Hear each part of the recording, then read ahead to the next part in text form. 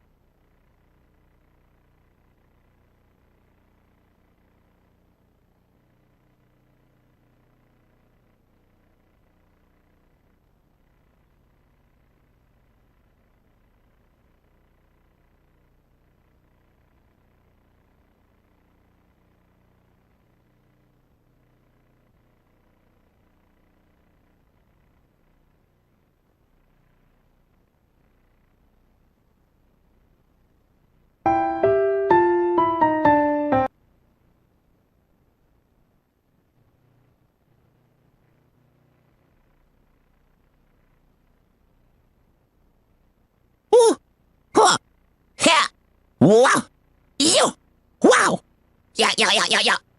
Huh, huh, oh, oh, ouch, oh, ooh, oh, oh,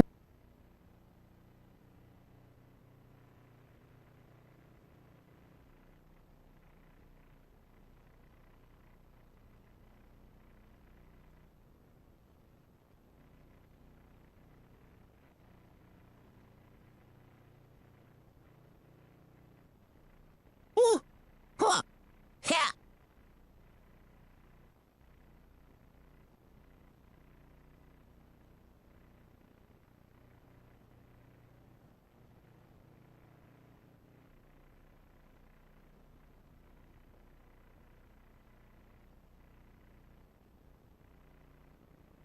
ooh, huh,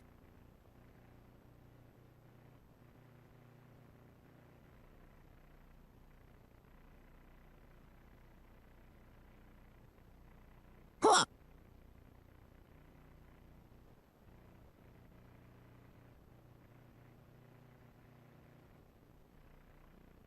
ooh, huh, wow, you, wow, yeah, yeah, yeah, yeah, yeah. Huh,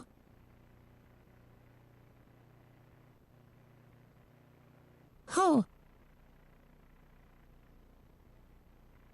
huh, ah,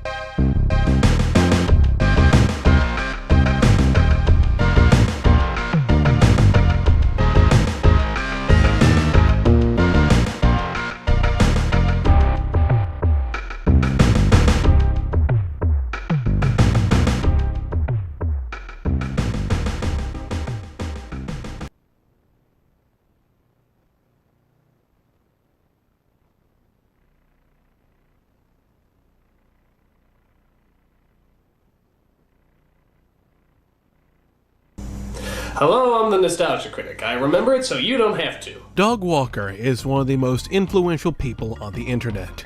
You can call him cringe, you can call him stupid, or you can call him a tryhard, but one cannot deny the impact he's had on the internet scene. What James and his character the Angry Video Game Nerd did for video games, Doug Walker and his character the Nostalgia Critic did for movies.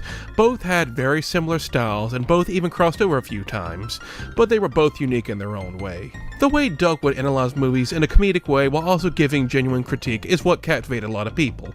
He didn't spout foul obscenities or stuff about buffaloes' buttholes or anything, but he was a lot more over the top.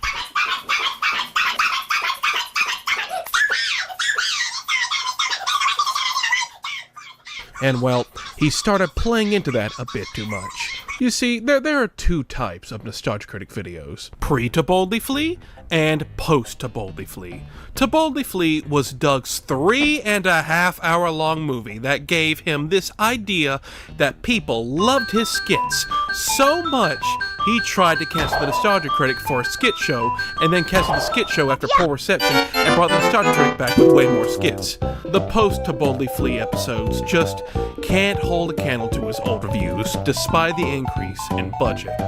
I will fight anyone about this. I believe Doug's older videos are still entertaining to watch. I can go back and watch any of these, and yeah, there are some cringe moments here and there, but overall, they're still good watches to this day. They are a part of why Doug was so influential because of their quality. Well, a little too influential.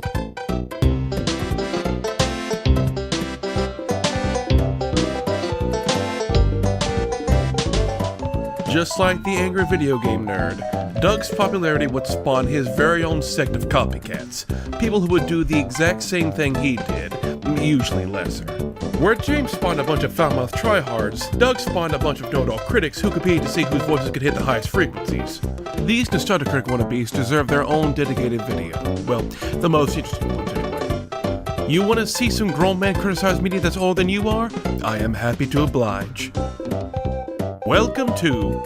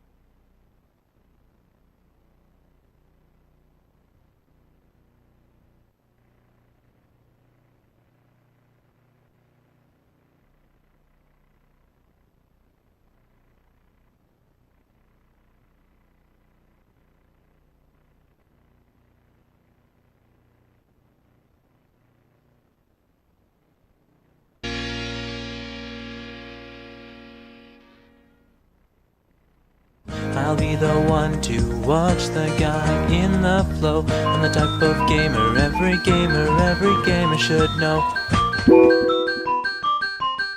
Now, just because Doug was a movie critic does not mean every single person in this video is gonna be a movie critic. It's generally the style of humor and the usual format that would make these individuals nostalgic critic clones. This includes stuff like incredibly long and obnoxious skits, going into living cartoon territory rants, stuff like that. It's a little hard to explain, but trust me, you'll know when you see it. It's 2 minutes. 2 minutes, and already I want to stab a puppy and eat people. Pray for the apocalypse, people! We have 80 more minutes of this shit! Now, who is our first subject for today? Well, my friends, allow me to introduce you to the Gamers Atlas.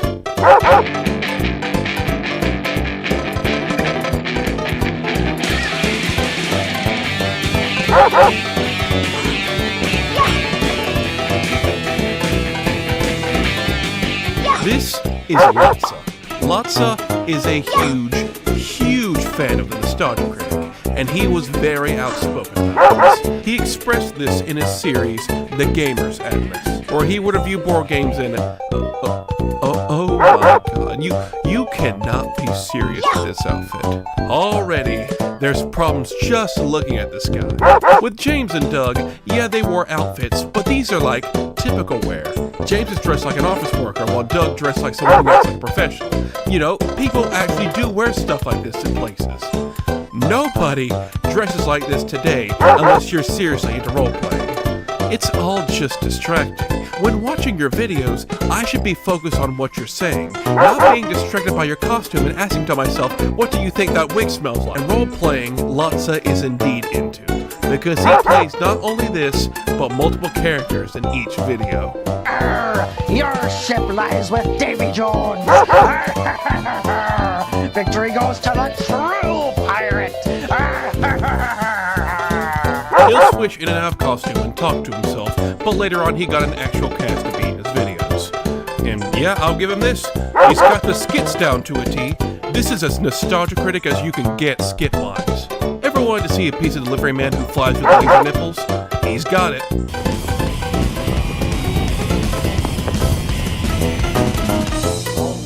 Pizza is here. Where's the cheese sticks?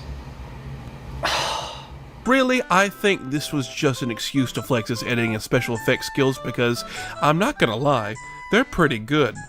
Are they impressive? Yes. Are they funny or entertaining? Not in the slightest. But I sure hope you enjoyed these skits because, well, that's all these videos really have to offer. The actual review of the board games are usually very short and very uneventful. He usually explains the rules and gives his opinion on it, maybe with a quip or joke, and then review over. Time for a skit. Overall, his show is nothing special in the slightest. But I guess if you enjoyed Nostalgia Critic skits back then, this nails them down to the smallest detail. Lotsa was clearly a huge fan of Doug and his work, but he just couldn't reach the same level. And he tried. Oh, he tried. He applied for that guy with the glasses to get accepted by Doug on his own website, even with his own theme song and everything. I'll be the toast of the town, the guy on the go. I'm the type of gamer every gamer should know. I'll be the one to watch the guy in the flow. I'm the type of gamer every gamer should know. Becoming as popular can be. Making my mark in high society. I'm the bow of the ball, the star. Well, this is something, isn't it? I actually thought it was impressive at first he wrote this whole song and composed it, and then I found out it's taken verbatim from My Little Pony. I'll be the toast of the town, the girl on the go. I'm the type of gamer every gamer should know. I'll be the one to watch the guy in the flow. I'm the type of gamer every gamer should know. How silly of me to expect originality from Lotsa. It wasn't just this though. Lotsa tried everything to get noticed by Doug and that guy with the glasses. He met Doug at a convention in 2013 and got him and Malcolm to sign on to do a project with him. A movie. My Date with a Secret Agent. A romantic comedy musical Lotsa was producing and writing. Clearly a passion project for Lotsa, he wanted this film to have everything. He even tried getting John Delancey, very obviously from his role in Friendship is Magic. Yeah, Lotsa was a huge brony. He fit all the check marks from back in the day. A nostalgia critic fan, a brony, next you'll tell me he browsed Reddit. You can watch the Indiegogo video to see all the crap Lotsa had planned. He even had a hook for the entire video. The main character is Tom. He's a lovable geek. He invents things at Vidor, but his love life is bleak. He crushes on Laura, the top field agent there, but he's afraid she won't like him, so he stays out of her hair. When Vidor's destroyed and leaves only them alive, Tom and Laura must team up if the world is to survive. Oh crap, are we having a rap battle? You can be here, you can be there, anywhere. You can go any place you wanna go, don't you know? You're just an image of yourself floating in the air. Can't lift a thing and you can't even comb your hair. And for all this, Lotsa wanted $700,000! Are you out of your fucking mind? For reference, James Rolfe wanted $75,000 to make the AVGN movie, but ended up getting $225,000 instead. And AVGN was a household name at this point. Lotsa wanted more than double that as the minimum, and really had nothing to show for it. And unsurprisingly, the movie didn't reach its goal. It didn't even come close. So Lotsa, yet again, didn't get the acknowledgement of his idol like he wanted. Some people started taking notice of Lotsa's attempts to get the attention of Doug, most notably the people over on 4chan, and from the TV board. They learned of all of Lotsa's attempts to get Senpai to notice him, and also found out he's a big fan of Red Letter Media as well. They thought, well, since all the attempts of working with Doug failed, why don't we try to get Lotsa to gravitate towards them instead? You know, send him on the right path.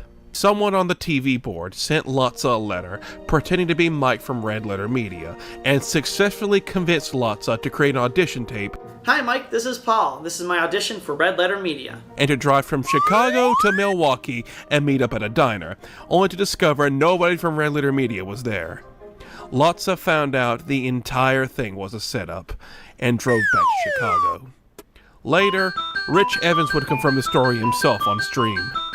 A while back, where 4chan tricked some poor schmuck into coming out here. 4chan posed as us, said we're looking for on-air talent, and got some schmuck to try and find our studio for an audition. This is the cruelest fucking thing you could have done. That is a cruel joke.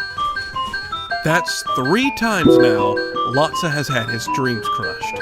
After this, Lotsa basically stopped trying to be an E-Slam. He mentioned what his dream is to actually do in his Red Letter Media audition tape. In July, I intend to move to LA with a friend of mine, and we're gonna break into the industry. And believe it or not, he actually did just that. Lotsa actually got into the industry as an editor on a couple of projects, some of which were from Disney. Lotsa actually got to work at Disney. He made it further than most. After getting ignored and trolled, he went on and actually got a job worth something. He went from doing mediocre board game reviews to actually working in the industry. Lotsa is the tale of someone who completely failed in getting recognized by the people he looked up to, but used what he had to go and actually do something else of worth. His reviews are absolutely forgettable. What do I mean they're forgettable? They're already forgotten.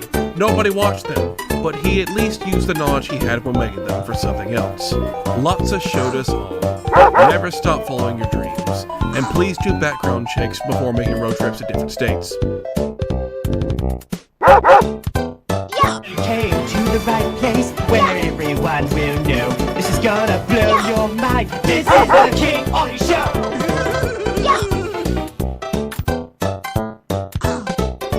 One of the biggest differences between the impact James and Doug had on the online space relies on the longevity of all the people popping up influenced by them. With James, the angry game critic was a product of its time. So many angry gamers popped up and died out because that was seen as the ticket to gain a following. Only a small handful of angry game reviewers survived getting filtered by the passage of time. In Doug's case, it's quite a bit different.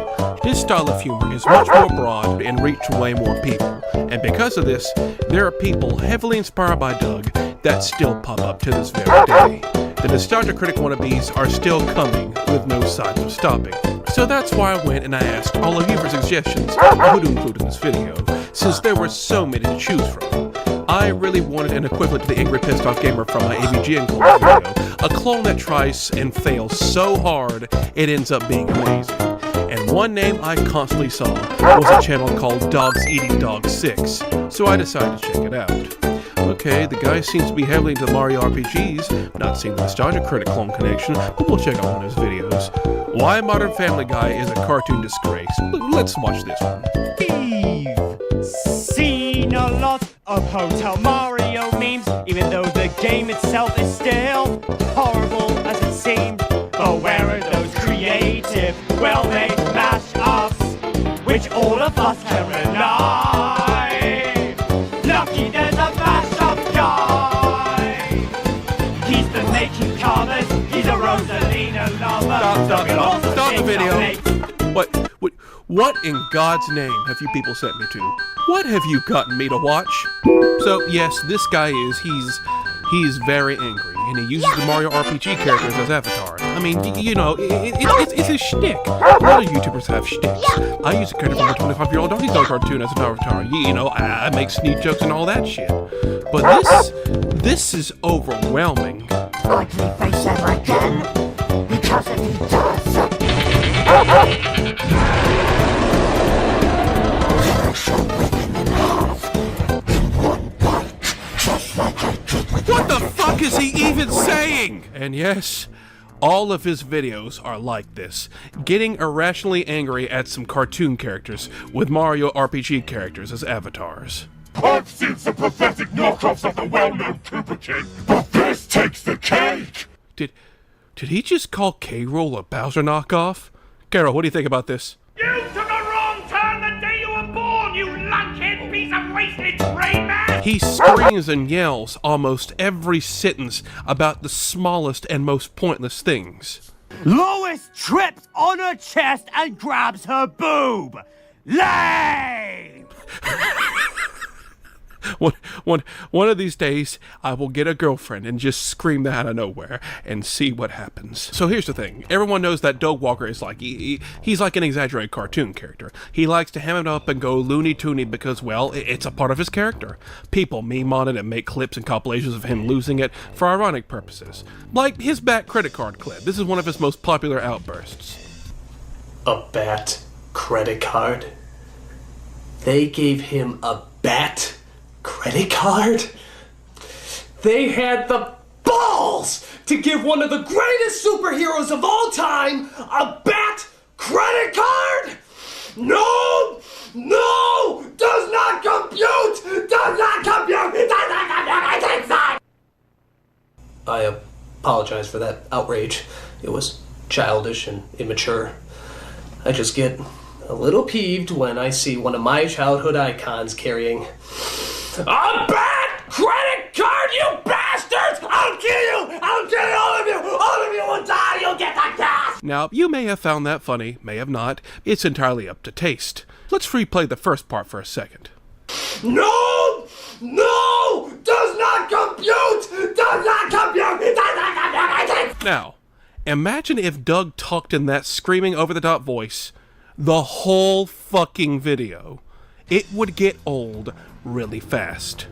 The point of this was, it was an outburst. He doesn't do it the whole video, and that's why it stands out. A lot of clones don't seem to get that, so they act like an angry cartoon person the full duration of the video. Take this other clone called TV Trash, who does the same thing, albeit to a lesser extent.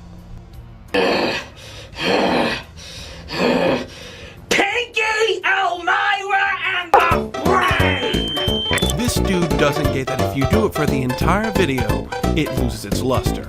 Dogs Eating Dogs 6 here screams at the top of his lungs the entire video in every video. It doesn't matter if it's 20 minutes long or 2 hours long, he screams during all of it. But it's not in a it gets old kind of way, it's in a this man sounds genuinely unreal kind of way. I don't know if he's trying to sound serious or funny, but it's definitely the latter. Why are you this angry over the villain from Turbo? This is without doubt the worst twist villain I've ever seen, as he's on the same level as the whole twist villain! This doesn't sound like a guy getting mad because something is poorly written or badly executed. The only way someone could be this mad is if these characters killed their father or something. But legit, the way he's taking this so seriously in all of his videos, it's so good. Whether it be Family Guy, talking about bad villains, or yelling at kids 10 and under. We'll get to that in a minute, trust me. All of his videos are entertaining because he's so mad at literally nothing. Him projecting through a bunch of Mario characters is just a cherry on top. I'm pretty sure he thinks this is badass in some way, and that's why it's so funny. Even a Mario plushie video and its lore, he draws issue with it and complains about it, and thinks everyone else cares as much as he does. So clearly, this guy has some sort of mental disorder. I'm not going to say it because I think people are sick of hearing it, but I think you could probably guess the one. This man got the ability and skill to put videos together, and this is what he used it for. Gotta admire the hustle. But then again, he goes and uses these video editing skills to yell at a bunch of kids for 2 hours. Like legit, he yells at a bunch of kids because of some petty drama nobody knew or cared about. Imagine being like 10 years old, making stupid plushie videos for fun, and then this grown man makes a 2-hour video essay on you for being horrible villains that are worse than Mr. Freeze from Batman and Robin. The voice acting is just painful! I can't stand listening to them! Some characters have almost the exact same voice as other characters! The videos are formulaic and repetitive, the writing is awful, the pacing is slow, the editing is horrible, and the thumbnails are abysmal! 2 hours. 2 hours he spends screaming at these literal children that are literal nobodies online for drama nobody but Dogs Eating Dogs 6 cares about. All over some plush videos. There's just nothing positive I can say about these guys! How can you praise them? How can you side with them and accuse Dogs Eating Dogs 6 and his friends of cyberbullying? Wait, is he referring to himself in the third person? Jesus Christ, this is amazing. Like, I am not even joking. This is some of the funniest and most entertaining shit I've seen online in a while. I have not seen anything like this in ages. And it's even funnier that it's coming from Mario characters with demonic voice filters. I mean, yeah, it's pretty cringy. This grown man is attacking literal kids online. But my god, how can I not find him taking this all so seriously funny? Dogs Eating Dogs 6 is what happens when someone tells a man there's nothing wrong with being an adult and liking Mario, and then he makes it his whole personality. And this is the end result.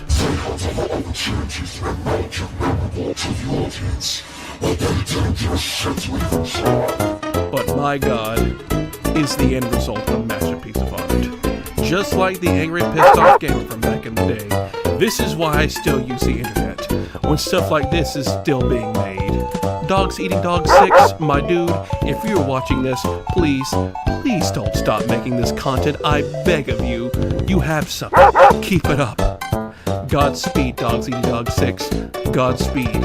He's a master guy!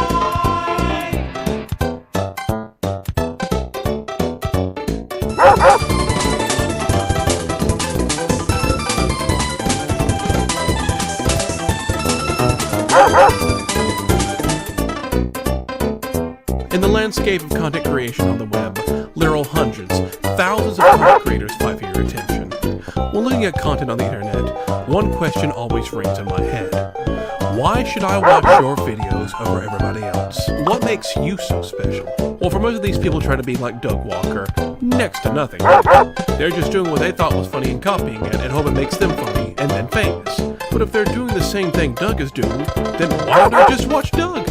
Why do I need to watch your reviews? Some were smart enough to have dug their own little niches, like reviewing Thomas the Tank Engine movies, or reviewing My Little Pony episodes of the Doug Walker style. There's 2 times too many My Little Ponies come up in this video. But others decide to do the same thing as Doug, but with a gimmick. I'm gonna go over a handful of these because they were too interesting to not give a mention. So yeah, this is gonna be a little rapid fire of some incredibly weird individuals that took inspiration from Doug and put a twist on it. First up on the table, how about your gimmick being you're a clone of the Nostalgia Critic? Yeah, this is the Nostalgia Critic Jr. Unofficial and not connected to Doug in any way. Is that legal? Can you do that? So yeah, the whole gimmick here is he's doing the Nostalgia Critic bit, but he's younger, so he's reviewing things from the early 2000s and stuff like that. At least, I think he's trying to review things from the 2000s because his audio mixing is worse than mine. Hey, MNC Jr. Remember Booted? Because I need reassurance I'm not the only one, eh? That's right, folks, you heard it correctly. Nostalgia Critic Jr. Did anyone catch a word of that? Okay, so this guy is pretty aware of what he's doing. He just needs to fix his audio mixing. Let's move on. That flag is a fucking leaf. So now, why don't we remove the human element from the Nostalgia Critic? Literally, let's remove the human and replace him with a rabbit. This is the bunny perspective. Hello and welcome again to the Bunny Perspective, and this is another installment of Time Travel Mode. Yeah, this guy uses a bunny puppet to express his opinions, and he reviews stuff like anime and cartoons, and, well, okay, I'm gonna be completely honest here. I kinda like this thing. Out of all the clones I've seen for this video, this guy is probably the best.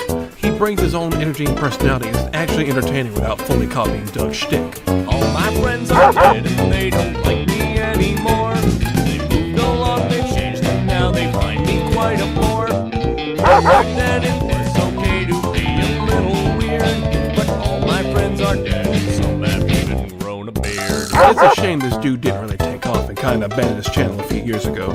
He kinda had some here. I guess Arlo and his lukewarm takes will have to do instead.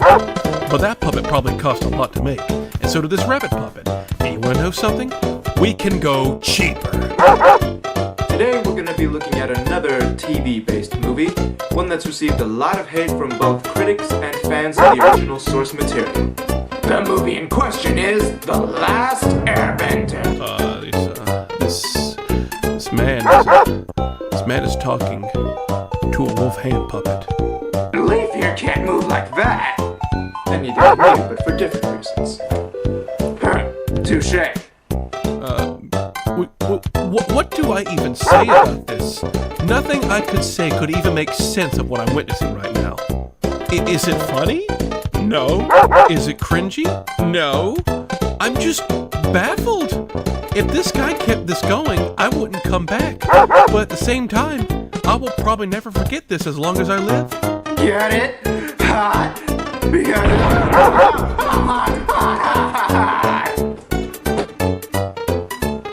I've picked up a thing or two since watching this movie. Some clones have been mostly lost over the years, and their mere presence can only be found in old commentary videos. Take our friend Sour Apple here, a man who dresses entirely in green and only green, and talks with the most forced accent I've ever heard in my life. Hello, chums. It's me, Sour Apple, the host of the Q&A. His whole thing is he will review literally anything and use the generator to decide what he wants to review. And by generator, I mean he pretends like it's random, but it's not really, since the entire video was already scripted, recorded, and played out. Really, for what little remains of him, his reviews are just kind of lifeless, besides the forced accent. But really, the only person I can blame is myself, because I went out of my way to look at it and include this guy in this video. Oh crap, who else can I include? I already brought him up in the last segment, but Rowdy C, aka TV Trash, his gimmick is, he's very, very loud, and his voice sounds like a parakeet who hasn't quite grasped the English language yet. And then there's this guy and girl. Let's see if we can't find something to nitpick about, shall we? This is Who Framed Roger Rabbit. Okay, now, I can't really judge this because this dude can't be any older than 20 and is clearly working with what he's got. I've done a lot of that work in a lot of different cartoons, and I still don't know what they're saying half the time. This does not help. And his whole series is doing this with this anime girl, his friend, sister, significant other, victim? If you're in trouble, blink twice. She doesn't blink. Okay, she's fine. I mean, this is just some guy having fun with editing software and some friend of his.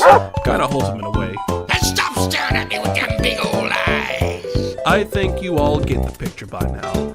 Everyone tried everything to get noticed, to be seen as different while doing the same thing Doug was doing at the same time. Some of these are way better than others, but that really comes down to time and resources. I will say, I would rather watch any of these people than the wall review, but I think most people would watch anything other than that. Oscar big song, smoke a bong and it will feel less wrong.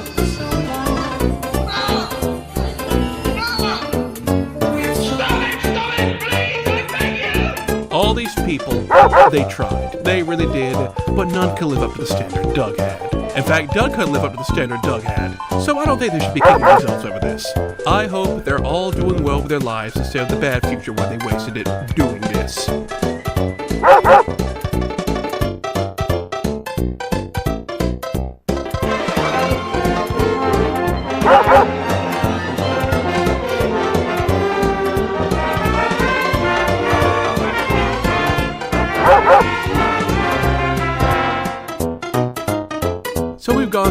bunch of nostalgia critic clones. And seeing all these people on YouTube clearly influenced by Doug and his work, what could possibly top that? Well, how about a whole website dedicated to ripping off Doug Walker and his old site, That Guy with the Glasses? Let me introduce you all to Reviewtopia.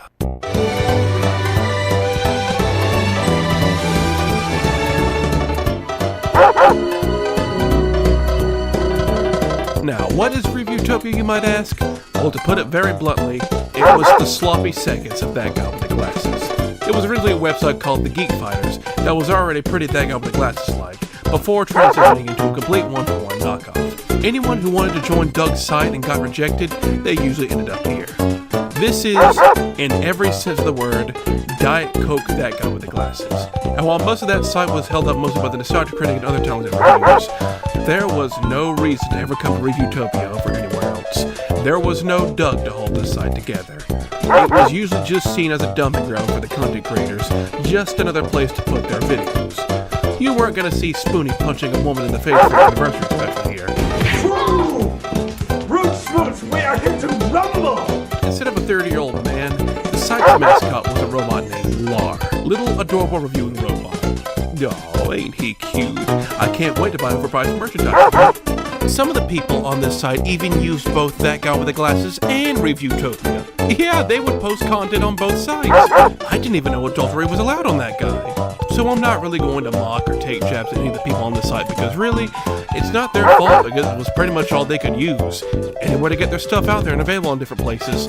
But when looking through the archives of the site, because to no one's shock it no longer exists, I was so shocked to see people who would go on to have amazing careers posting stuff on this website. Imagine my shock when I scrolled my mouse over to archives and there was some Call Me Johnny sitting in here. He posted to this website all these years ago? I bet if someone asked him about this website today, he would have no fucking clue what they're talking about. But that's not all. Going over to the gaming section, right there at the bottom, is MatPat and Game Theory. Yeah, this was baby MatPat when nobody knew who the hell he was. Can you imagine if this site was still around today? But that's still not all. I even found an interview with one of the site's co-founders, and they revealed JonTron and Peanut Butter Gamer auditioned for the site, but they skipped over them in favor of others. When did we lose John? We never got him. Oh, I thought we had him in the first place. No, we had him. This was him and Peanut Butter Gamer are two people that actually passed over, which was stupid as fuck. I was just about to ask about Peanut Butter. Some of those others being Retro Gamer 3 and his ever so popular review series. Yeah, he wasn't on the site for long. This website was like a nexus point for big future YouTubers and others whose careers dried up and died or never went anywhere. The flag is a I actually recommend watching the interview with one of the co-founders. I'll link it in the description. It's an hour and a half long, but if you really care about this dead website from 10 years ago that much, it's an interesting watch. Basically, the story boils down to, guy liked what That Guy with the Glasses was doing, wanted to do it himself, makes the website, and ambition and passion slowly goes down the toilet as they start getting into drama with creators and other problems. But that is not what the nail in the coffin was for Reviewtopia. If you look anywhere on the web, or more specifically, the TV Tropes page, you notice the number of former members far exceeds the number of active members, and considering this page is out of date, now it has no members. But why is that? Why did so many people leave? That would be because one of the biggest members said and showed a lot of shit he shouldn't have, and everyone of worth left. After this, considering there was no reason to ever come back, the whole website was shut down. It was like change the channel before change the channel. Reviewtopia only lasted a few years, and its impact is hardly felt. Reviewtopia tried, it really did, but it didn't matter in the end. Poor Lar was put out of commission. Everyone has forgotten about him, and Reviewtopia as a whole.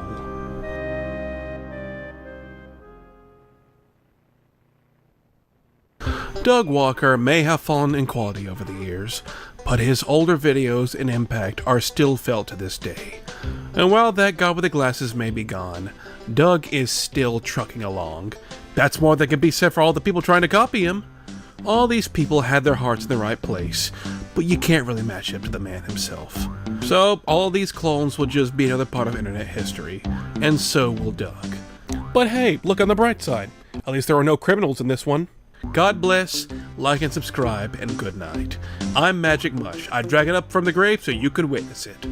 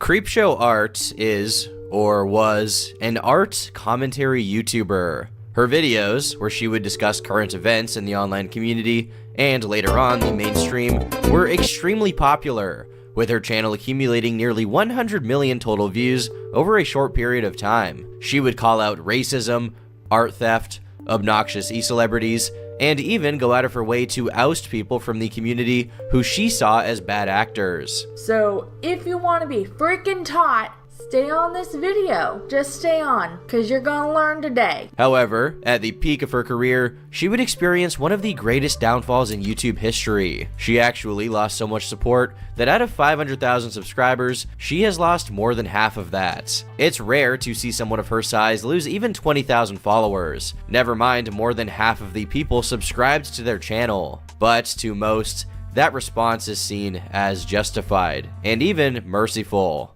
The issue with Creepshow Arts is not that she's a bad person. The issue is that her actions completely contradict everything that she stood for in her videos. They went against the very reasons people subscribed to her in the first place. Nearly anything she criticized others for, she was also guilty of, and to orders of magnitude worse. This is the story of Shannon, or Creepshow Art, and how she torpedoed her own career.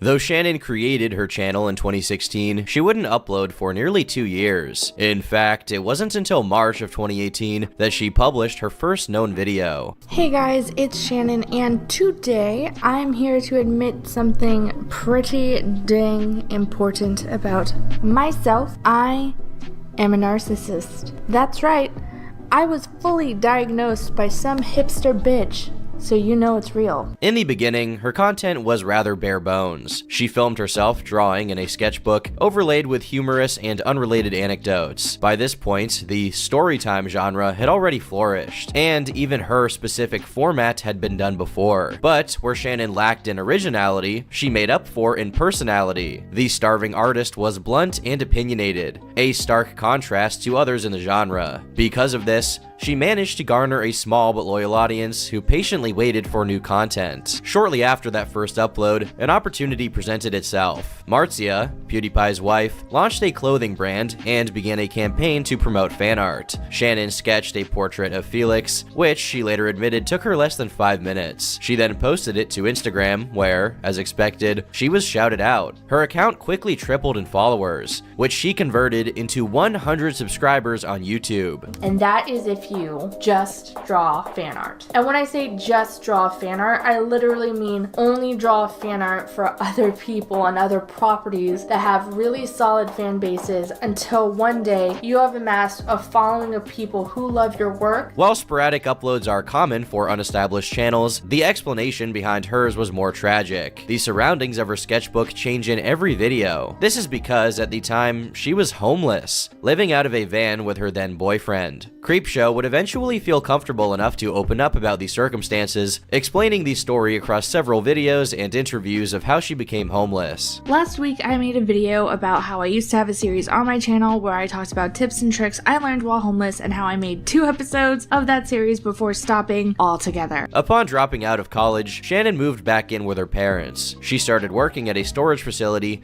maintaining the job for a year and a half. However, this came to an abrupt end when one of their clients allegedly assaulted her. She promptly reported the incident to her boss, demanding that he be prosecuted, but her superior refused, as the man was a valuable customer. In protest, Shannon quit, much to the dismay of her parents. Reasoning that she no longer had a job and wasn't attending school, they subsequently kicked her out. Thankfully, she and her boyfriend had already discussed plans to move in together. The couple packed their belongings and decided to drive up north to Oregon. They only intended to live out of a van temporarily until they could find stability, but this proved more difficult than expected. Oregon had a high cost of living, and jobs were difficult to come by. Employers in the state are allowed to deny applicants based on their credit history, which Shannon had struggled with in the past. And the application fee was upwards of $50. Meaning that you both lost time and money upon rejection. In one video, Shannon recalled losing $200 in a single day due to 4 separate rejections. In the meantime, she tried to make the best out of her ordeal. Shannon hadn't researched much before making the jump, but she had the foresight to take a high-end jump starter kit from the storage facility. This allowed her to charge the van in lieu of expensive gas prices. It also included USB ports that kept her electronics charged for up to 3 days. Other necessities, such as food and hygiene, were solved through a gym membership and loyal patronage to Walmart, the place many have called the Mecca of the West. Given the continuous failure of her job search, Shannon had a lot of free time. Because of this, she began pursuing her hobbies whilst awaiting results. Inspired by other creators, she yearned to become a YouTuber, but this required a lot of navigation. With limited space in the van, she filmed her videos in public areas, like Taco Bell or the library. Such trips were already a regular occurrence, as they provided access to the internet and outlets to recharge. Then, she would record the narration on her phone in the van before editing the footage together on her laptop. Finally, Shannon would return to one of those spaces in order to upload the final video. With that in mind, the poor quality of her content is somewhat excusable, as it's impossible to deny the ambition was there. I was catfished before catfishing was even a thing. When I tell you like the details of this story, you're gonna you'll know. You'll know as soon as I knew. Even at this stage, she attempted to expand beyond story times.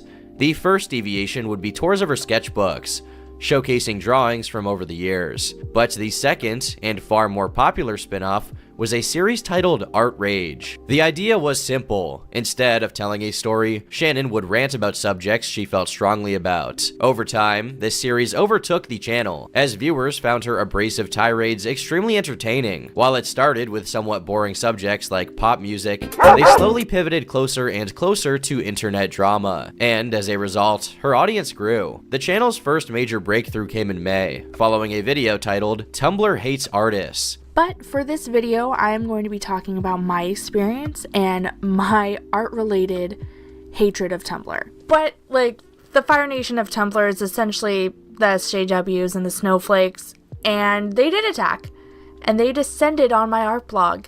And let me tell you, that shit got stupid. My pictures of any character in a same-sex relationship was now exploitative because clearly I was some straight girl who was trying to use the LGBT culture to make a profit. Shannon explains that she previously ran a Tumblr blog with over 2,000 followers about the Jonas Brothers. This gave her some notoriety, leading to harassment on her significantly less popular art account. Users began nitpicking her paintings in the name of social justice, accusing Shannon of drawing black people incorrectly and appropriating LGBT issues. With anti-Tumblr sentiments being very popular at the time, the video caught a lot of attention. It quickly accumulated over 200,000 views, and at the same time, her channel surpassed the 1,000 subscriber milestone. Shannon finally tasted actual YouTube success, and suddenly, this once hobby appeared more as a means of escape from her status quo. Her content noticeably shifted towards the contemporary, with more and more videos about drama following that upload. She did not abandon story times though. Those instead became increasingly outrageous, to high acclaim. One of her art-related videos would be her first to surpass 1 million views. When small creators first enter the algorithm, it doesn't necessarily guarantee success. It's extremely common for that to evaporate. But impressively, Shannon was able to transform this initial traction into a healthy fan base, retaining an average of over 20,000 views on each video. By early 2019, Shannon had garnered over 67,000 subscribers. The channel became more like a business, with clear investments made to improve the videos, such as purchasing an iPad to draw digitally. Her videos also began to include sponsorships, another important step towards building an online career. She was clearly earning a substantial amount, though not enough to be considered a full-time job. Thankfully, behind the scenes, she'd finally managed to get employed, which, in addition to her YouTube revenue, was enough to afford an apartment with her boyfriend. Over the span of less than a year, Shannon managed to pull herself up by her bootstraps and lift herself out of homelessness, a feat that many found inspirational. Because I am a lazy loaf of bread, I did what all lazy artists do during Inktober to stay on theme but also have a day off. I posted a Flashback Friday, or a Throwback Thursday, or some other time pun other day post in order to stay on theme. In January of 2019, Creepshow Art uploaded a video discussing an animator named Crystalli, who was accused of taking advantage of minors. This YouTuber would be arrested months later on those exact charges, in addition to human trafficking. Because of this, viewers praised her for signal boosting the allegations, as well as discussing the topic in a mature manner. This led Shannon to begin giving her perspective on a number of controversies, including the health of Yuki Nakuni. The video is so upsetting to watch because it feels like an inappropriate joke. Like you're watching this woman apparently have a really great time and be really proud and happy about something, showing off her cosplay, laughing about her love of this game, and the whole time all you can think is, oh my god, she looks so sick. I can see every bone in her arm. Before long, her content revolved primarily around different allegations and callouts made on social media. Because of this, it became necessary for her to begin making inroads. This was when she began collaborating, networking with creators such as D'Angelo Wallace,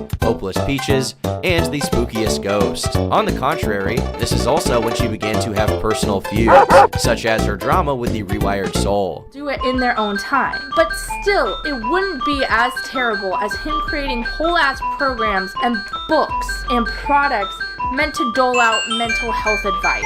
As of recording this, he has made the program that used to be $100 called The Science of Addiction completely free, which to me is great. I mean, he follows me on Twitter and tries to publicly befriend me. Like, that's not a coincidence. That's some fucking Keemstar, we were friends, we were chatting in the DMs type of shit. And even if I were to give him the benefit of the doubt and say that he wasn't doing all of this for that reason, and I'm just paranoid and seeing things that aren't there, the fact that he, in his wording of the tweet and in his quote tweeting, what he did was turn my fucking homelessness, something I overcame that fucking ruined me for a while, and made it a way to brand himself further and kind of take credit for it in a way. Like, that struck me as so fucking annoying. But she wasn't a commentary channel. This was the start of a new community that favored appeals to emotions and the moral high ground, rather than stir drama. They spilled tea, and were later aptly named the Tea Community. Though she wasn't the first, Shannon was certainly one of the most notable, and she became a principal player in the discourse surrounding figures such as James Charles,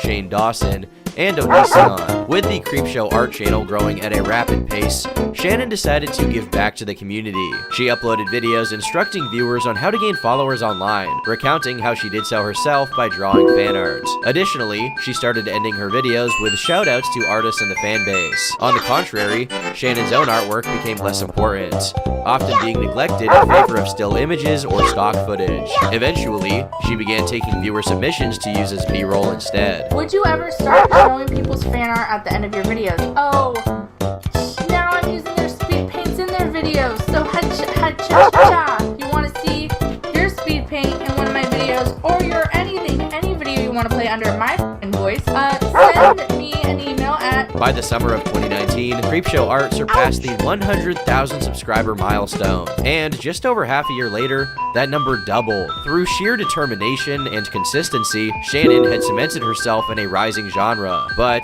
this is where the cracks started to form. In covering such controversial and sensitive subject matters, it's important to have a strict adherence to the facts, or at least try to get close to the truth. This is especially true of potentially damaging allegations, which is a responsibility every creator with a platform upholds to some degree. But with Shannon turning these issues into her content, she now had to find stories to fill a quota, rather than out of genuine concern like she may have in the past. Because of this, her abilities to accurately represent situations began to falter in dangerous ways, which takes us to the first significant criticisms against Creepshow art.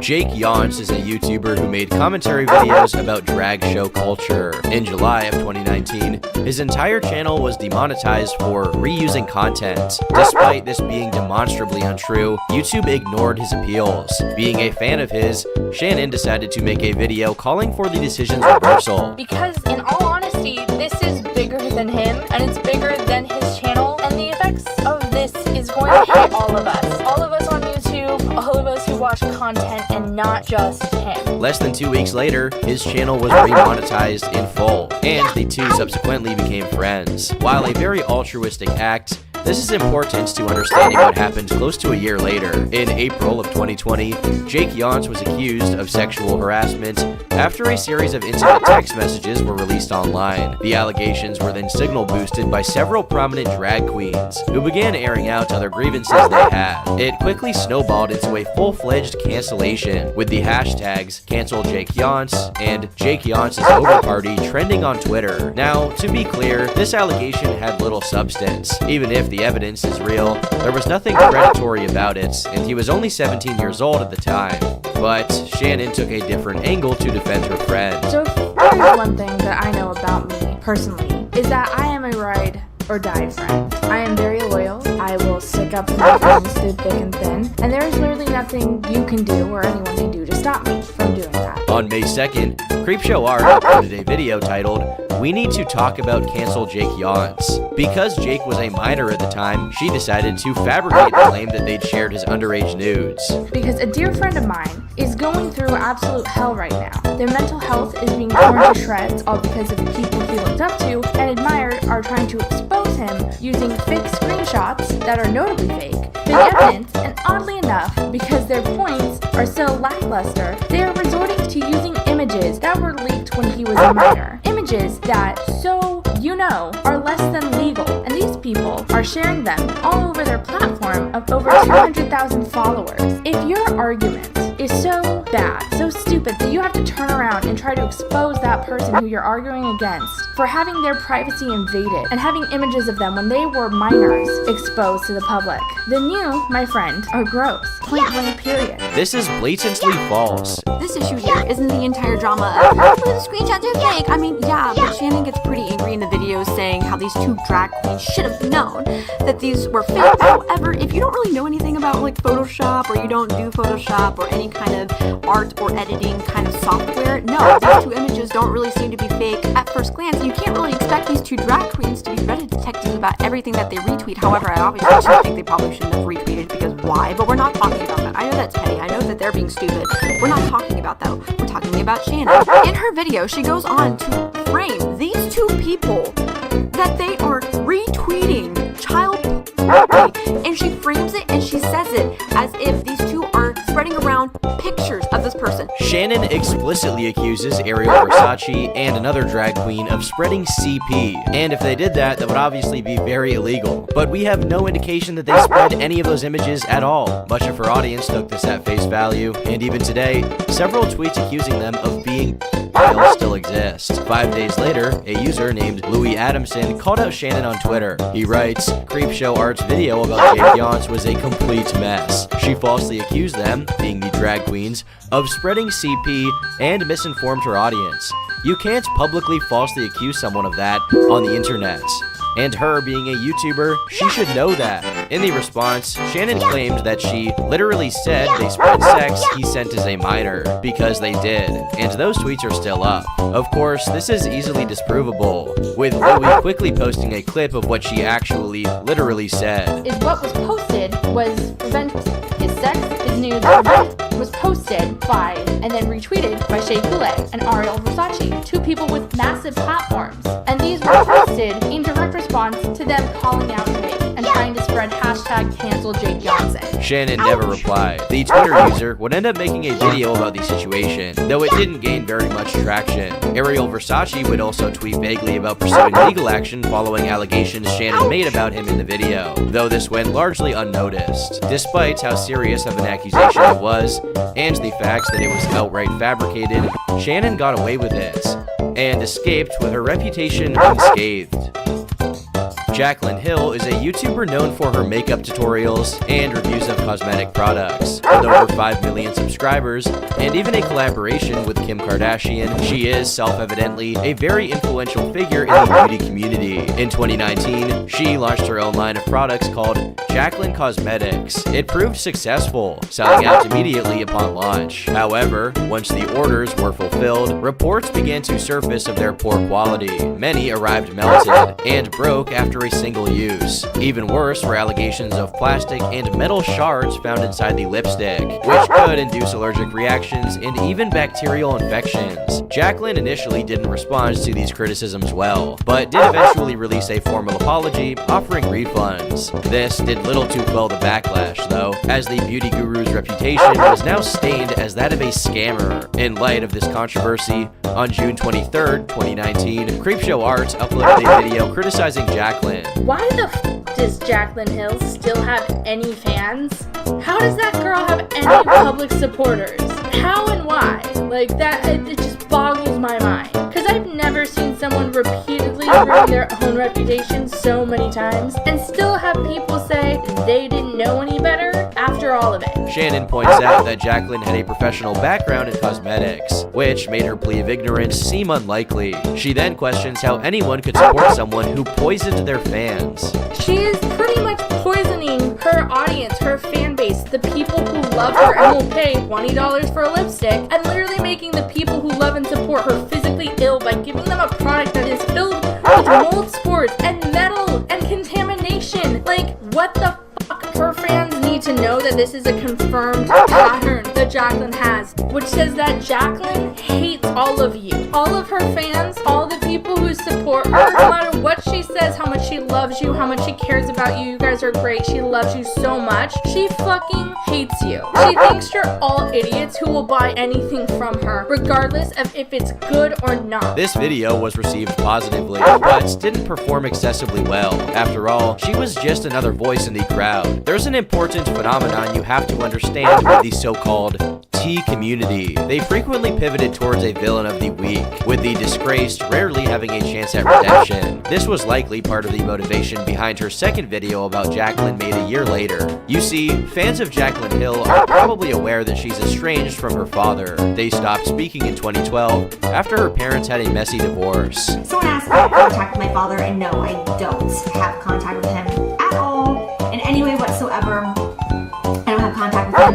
My parents, like I have said, they went through a divorce, a really horrible, ugly, nasty divorce years ago. The divorce was finalized. When was it finalized? I feel like it was like 3 years ago, maybe 2.5 years ago. The divorce was finalized, and I have not talked to him since. I haven't talked to him in like 2.5 to 3 years. So Despite this, on March 4th, 2020, Creepshow Art uploaded a video titled, Jaclyn Hill's dad is a cult leader. So today, we are going to be talking about how Jaclyn Hill, the biggest pathological liar on YouTube, we're talking about how her dad is a cult leader. That is right, my dude. He's a cult leader in Africa. She showcases the minister's LinkedIn page and scrutinizes various claims made on his website. For example, the idea that he'd healed a woman's back through the touch of God and cured another from AIDS. While interesting, this is self-apparently irrelevant to Jaclyn, but Shannon didn't feel that way. She prefaces many of her critiques by reiterating that he was responsible for the makeup artist's conception, as if to imply culpability. Not to meme or prank you guys. I am literally sitting here telling you to your face that the man who provided this and to make one of the most prophetic and profitable liars on YouTube has a LinkedIn page where he says his current job is that he is God. His job is that he's God. He's just God, which is a completely fine and normal thing to put on a resume, on LinkedIn, anywhere. It's something that I will probably now, till the end of time, put on all my resumes after seeing this. The video ends with Shannon questioning her claims of estrangement, as well as why she'd never disclosed the information publicly. This is insane to me, and it's even more insane to me that Jaclyn, despite being apparently estranged from him since about 2012, has never mentioned this. She has talked about her family and how they used to travel to Africa, and she traveled so much when she was younger, and she's talked about how they went there like 9 times, but never once has she talked about doing it because her father convinced a group of people in Africa that he was God and could cure them of any disease like AIDS. Many of the comments praised Creepshow at first, with one even exclaiming that no one else would make this video, but others weren't as positive about that sentiment. They felt it was indicative of the hate mobbing going too far and shaming her for something out of her control. And some also disagreed with the cult leader framing, as he was simply an evangelist. I must admit, it's a strange expectation to want someone to call out their own father publicly for, well, I don't really know, to be honest, being too religious. 3 hours after the video was published, Jaclyn publicly called out Shannon, writing, "This is absolutely disgusting. I refuse to watch this video, but just the title and thumbnail is so awful. What is wrong with you that you think it's okay to even speak about my birth father when I haven't even spoken to him in 10 years? I understand that people don't like me, but seriously, it's gone too far." In response, she defended herself by stating it was public information and that anyone who behaved like her father deserves to be called out. While that's valid, this wasn't the concern people had with the video. Everything, down to the title, framed it as something Jaclyn had to answer for, which it wasn't, because they were estranged and had been for nearly a decade. You made a comparison between the two that crossed a line. It was not okay to make the comparison the way that she did, and she just doesn't address it, like, at all. And honestly, people were pretty disappointed by this. Following this back and forth, much of the discourse turned against Shannon, with several videos and articles written about the controversy. But, like the previous drama, after a certain point, Shannon decided it'd be best to quietly move on. However, one person wasn't willing to let her. On March 22nd, 2020, a small YouTuber named Toby uploaded a video discussing the fallout. Toby was a former fan who'd become disillusioned with Shannon's recent behavior. The Jaclyn Hill drama was the final straw, as Toby felt it highlighted her misrepresentations and poor handling of criticism. Having anticipated backlash, she was surprised to instead find the comments in agreement with her. In fact, once the video hit the algorithm a month later, people began sharing even worse instances of Creepshow spreading misinformation, seemingly on purpose. Because of this, Toby decided to begin compiling the evidence to create a cohesive, long-form video summarizing the many faults of Creepshow art. But before I go any further, a message from today's sponsor, Scentbird. Scentbird is a fragrance subscription service with a mission to empower each and every person to express themselves through scents. They have a vibrant community of fragrance aficionados and beginners, stories of fragrance houses, and up-and-coming perfumers. Whether you are a beginner or just building a collection, they'll cater to your needs. And if you're looking to expand your horizons, just take a simple quiz, which, alongside your preferences and past purchases, will be used to recommend new products. This month, I received Aventus by Creed, Charmer by English Laundry, and libertine by the maker. Aventus really gives off an aura of power and success, with scents like bergamot, pineapple, and patchouli. Charmer, meanwhile, is a pretty light one, which hits on more natural smells like grapefruit, apple, and orange blossom. Last, but certainly not least, Libertine incorporates a lot of citrus smells, including mandarin leaves and starfruit. I gotta say that Aventus is my personal favorite for feeling like a boss. They carry Prada, Gucci, Versace, and niche brands like Skylar, Heretic, and Confessions of a Rebel. So if that sounds good to you, then use my coupon code TurkeyTom55 to get 55% off your first month at Scentbird. That's just a little over $7 for your first month. Once again, use the code TurkeyTom55 to get 55% off your first month at Scentbird. On June 9th, 2020, Toby uploaded a 30-minute video titled The Faults of Creepshow Art. While her main concerns have already been discussed, there are a few other points that are worth mentioning. In a video about a Twitter artist who drew NSFW art of underaged characters, Shannon put a link to the page in her description. While this was for the express purpose of mass reporting, it came off as irresponsible. And in another video, Shannon called out an ASMR channel for being anti-vax. This is despite the YouTuber having long since reformed from those beliefs. In reality, the video was only made due to a petty argument the two had on Twitter, which Toby felt was indicative of her immaturity. And finally, she revealed that many of these complaints had been brought to Shannon directly in private, only to be ignored. These comments Shannon made in her video are kind of very much over the line and in very poor taste. And many other people felt the same way. Even a fellow creator friend of mine told me that she'd brought it up to Shannon, saying, "Hey, what the fuck what was that video? Excuse me, that point you made? Excuse you, I'm sorry, what the fuck?" And Shannon got very defensive and just straight up kind of just ignored my friend and kind of just brushed her off, which was, I mean, you do you. Ultimately, these controversies illustrated a pattern of behavior that Toby felt needed to be corrected. I'll be completely honest, I've been super stressed about this video, and the only reason that I'm doing it is because nobody else really will. I ended up trying to get a collaboration from a couple of different people about this topic, seeming as a lot of people that I talked to had the same opinions that I did and the same kind of points that I did. However, that was a little difficult because a lot of creators, the second that I told them what the video was going to be on, they immediately were like, I don't want to be in drama. The video performed remarkably well, receiving over 300,000 views in the first month. For the time, criticism of Creepshow art was receiving traction, and Shannon couldn't play ignorant any longer. The next day, she uploaded a 17-minute video simply titled, "Acknowledging My Faults." Hey guys, it's Shannon, and today I'm going to be responding to a video that was made about me by the creator named Toby, that's T-O-B-I. And straight up, after looking at a good amount of their content, they are pretty stellar. Being forced to relitigate her past controversies, she took it surprisingly well. Besides some light defenses, she accepted responsibility for spreading misinformation, even deciding it'd be best to unlist several of the videos in question. Though this response was mostly viewed positively, some moments raised eyebrows for being deflective, specifically on the subject of her changing over time. If you like my older videos, thank you. I mean it. Thank you.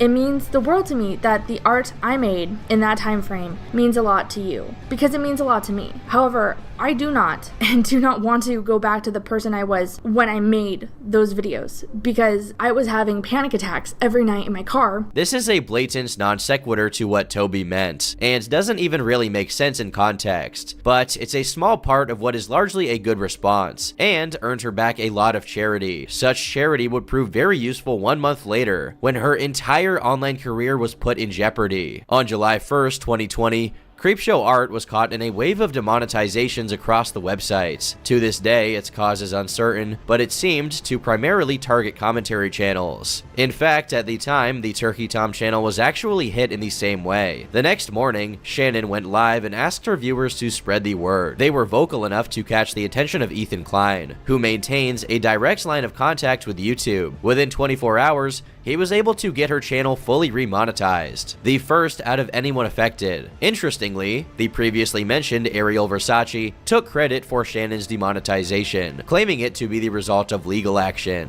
But given how it was very quickly reversed, this doesn't seem to be true. Despite all of the road bumps along the way, Shannon continued to experience exponential growth. By September of 2020, she surpassed the 300,000 subscriber milestone, and it would only take 3 more months for her to gain another 100,000. Now, more than ever, she needed to internalize the criticisms, to respond maturely, to not spread misinformation, and to use her platform responsibly. If she didn't, then it would only be a matter of time before people realized how inconsistent and reckless she was. Unfortunately, this was not the case, as brewing in the background was one of the most petty and convoluted dramas to occur on this site, and in December, it finally started to overflow.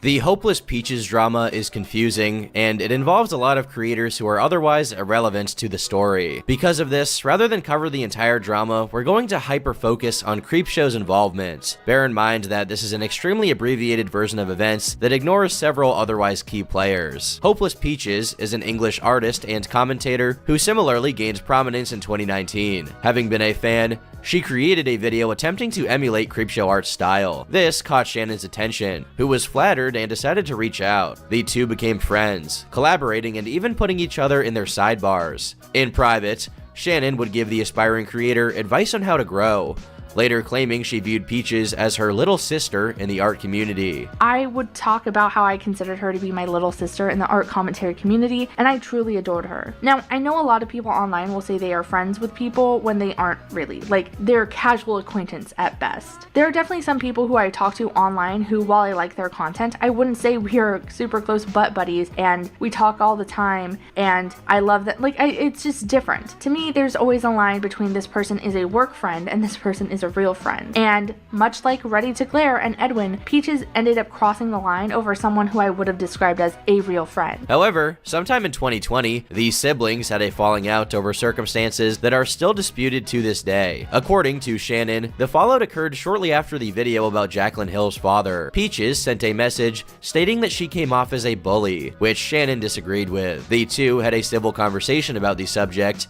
and both claimed to understand each other's position. However, after it ended, Peaches soft-blocked Shannon before tweeting vaguely about how disappointed she was by her heroes. She then followed it up by claiming the argument had negatively impacted her mental health, even causing her to shake with anger and sadness. Confused, Shannon bit her tongue until June, when The Fault of Creepshow Art was released. In the aforementioned apology, Shannon goes off on a tangent about the negative experience she had with a creator. I thought we were genuinely like really close friends, and when they said hey, they messaged me on Twitter and said, hey, I didn't like what you said in this video. I gave them my reasoning, which I just said above. I pretty much said what I said to you guys in the DMs. I told them why I personally stood by the video and let them know my side. I never said they couldn't disagree with it or that they had to defend it, any of that. I simply let them know what I felt, and at the end of that message I said, it's not that bonkers, meaning that I didn't think the issue itself was that deep or that messy. It was just what I felt, and that's what I said.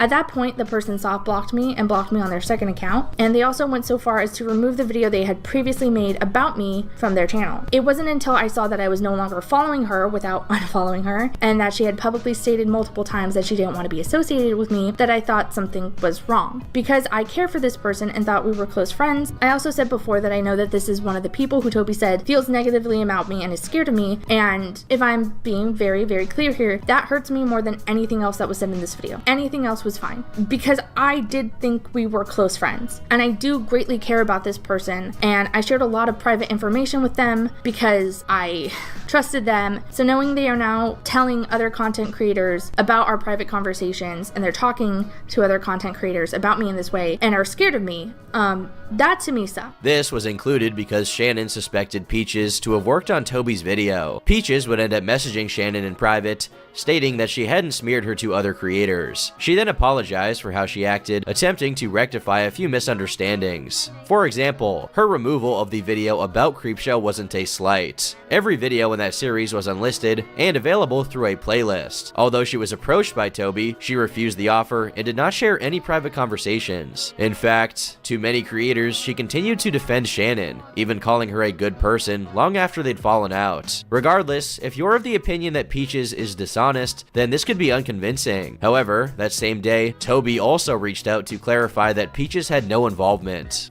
Me. No, Hopeless Peaches did not have any hand in the idea or the production of my Vaults of Creepshow art video that I had made and I had posted mid-2020. Hopeless Peaches was one of many creators that I had reached out to for their thoughts and their inputs on Shannon and her channel. She gave me a similar response as everybody else that I had asked. I told you about this months ago because after you lost your actual marbles over the fact that some person in my video where I said, I asked 2 other creators and they said you brushed them off. You took that to that small part and ran summer with it because you went actually crazy and took it as a personal offense, which is being blown out of proportion.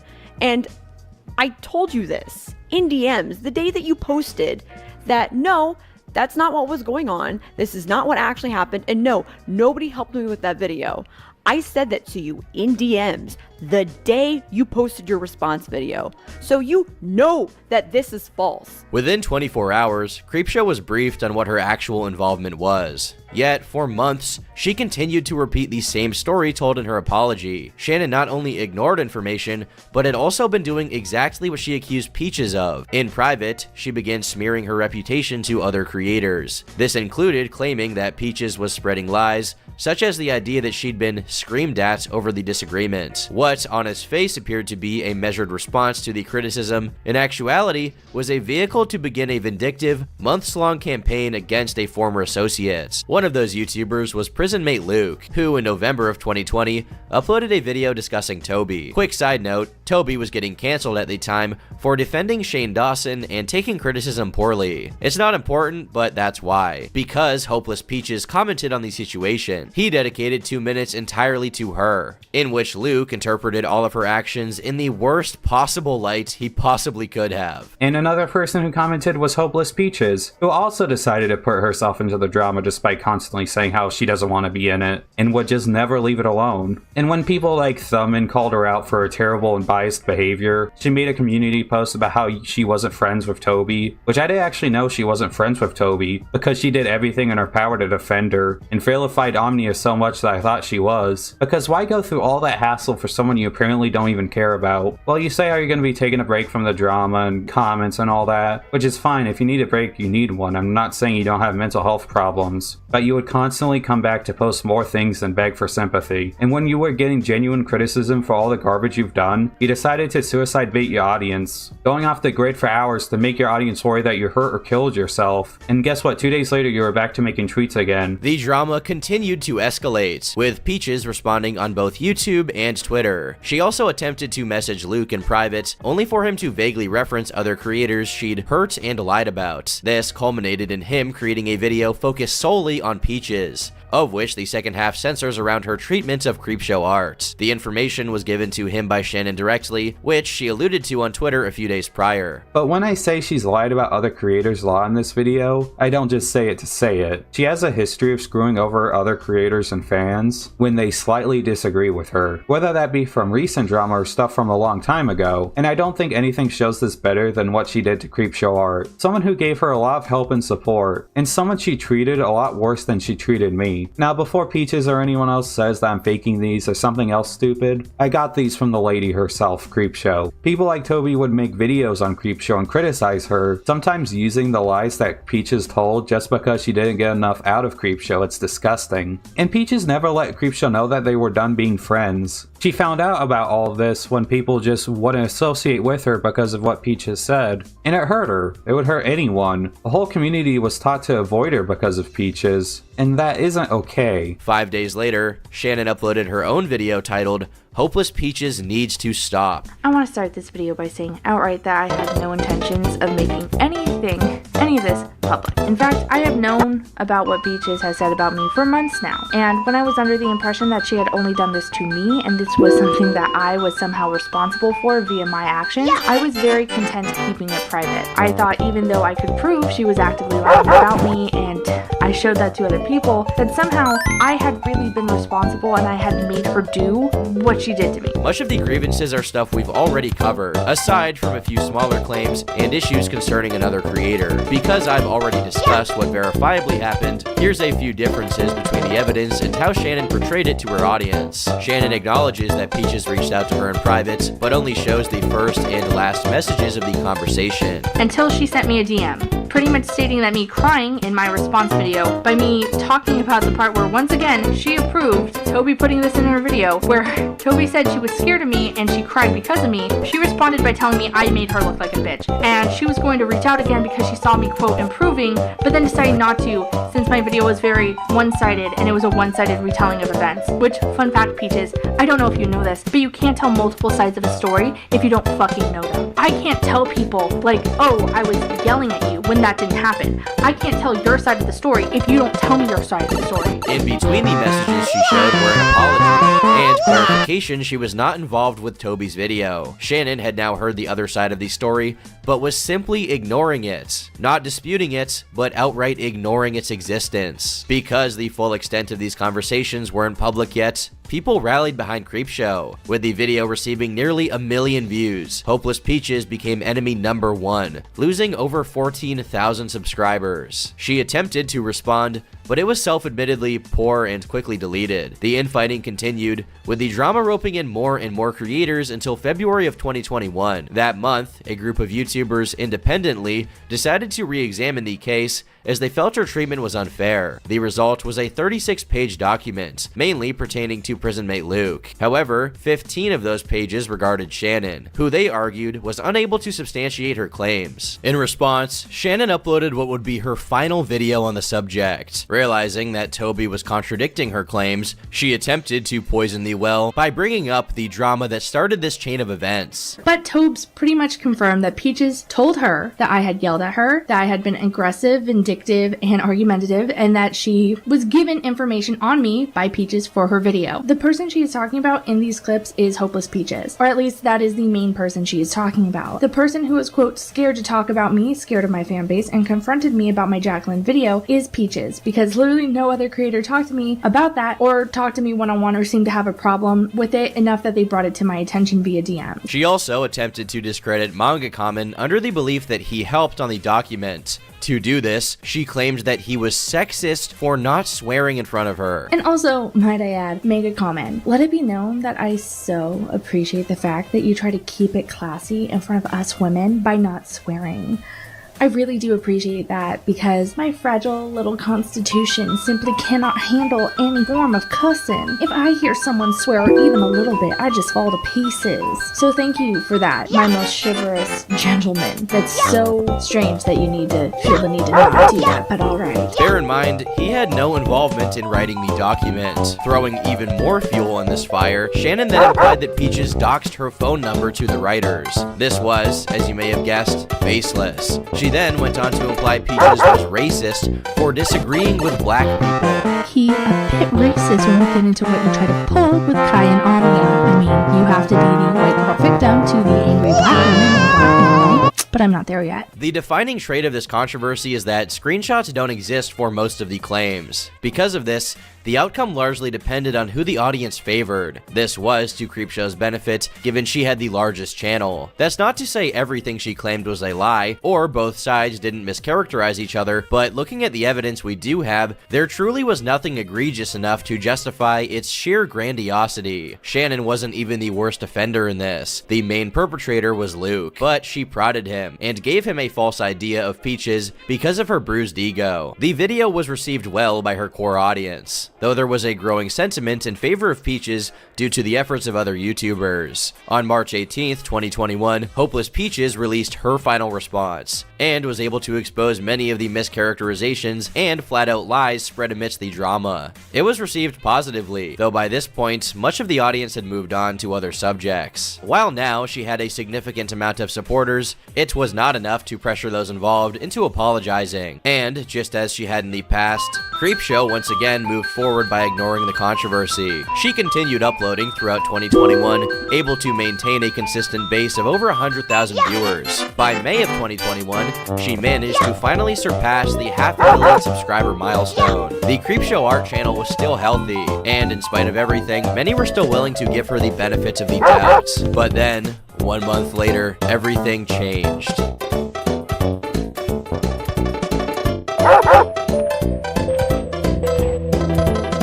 Lolcow Farm is an image board used to document and gossip about various figures online, typically in the beauty and cosplay community. These types of websites are generally disavowed, as many argue they incite doxing, stalking, and other forms of harassment.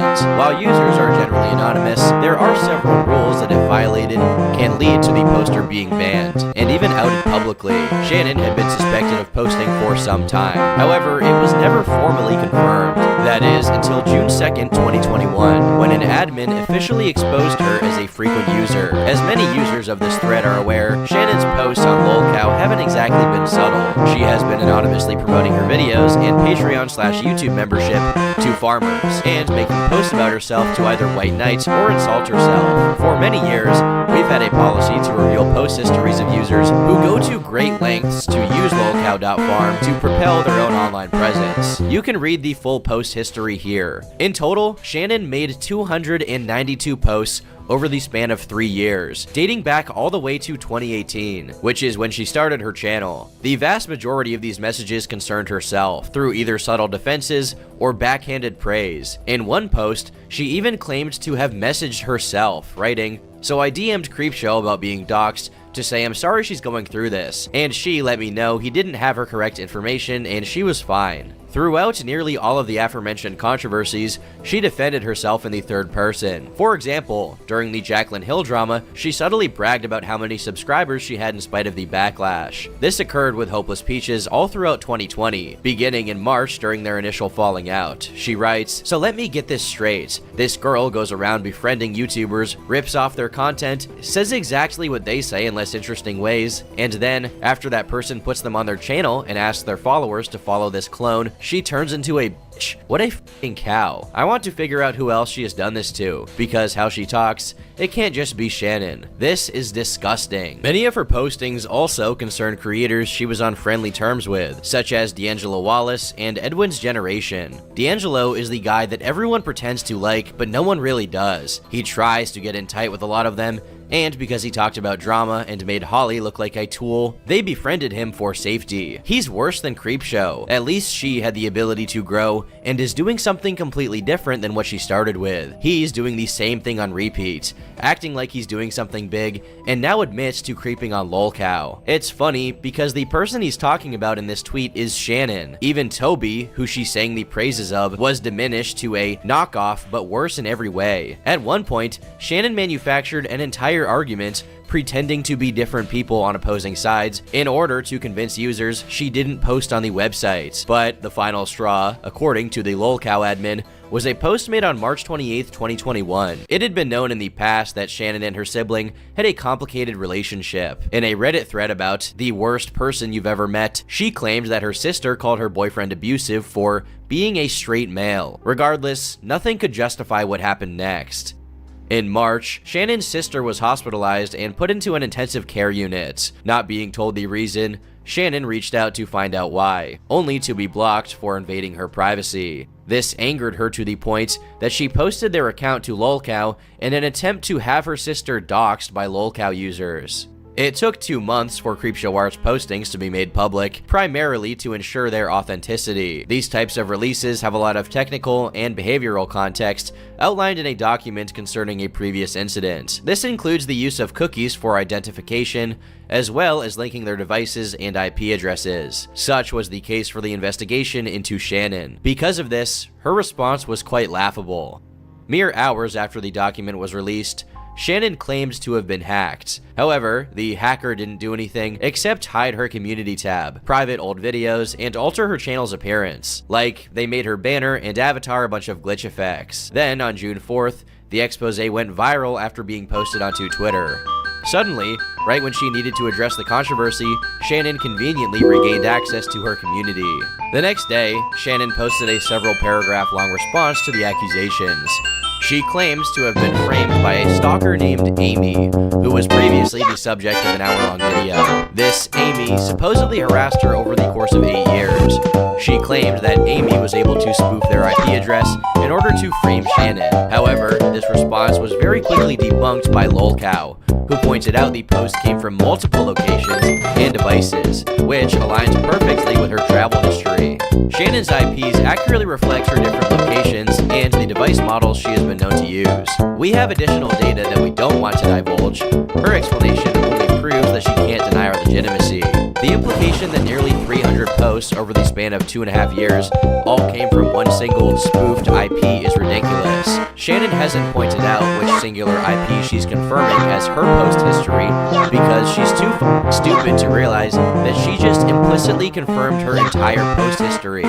Needless to say, this response was not well received. Unsurprisingly, Shannon has a board of her own on LolCow where multiple anonymous users either critique, insult, or even straight up trash her. One of the admins of the site recently posted these allegations under Creepshow's board, which goes as follows, quote, "As many users in this thread are aware, Shannon's posts on LolCow haven't exactly been subtle. There's a lot floating around about other things she may have done. A lot of it looks very damning. The thing is, once I accepted the admin situation and attaching with that the IP spoofing and being unlikely, that for me is kind of the end of the situation, because for me, once you go behind my back and say about me, it almost doesn't matter what you're saying about me, it's done, because the trust is gone there.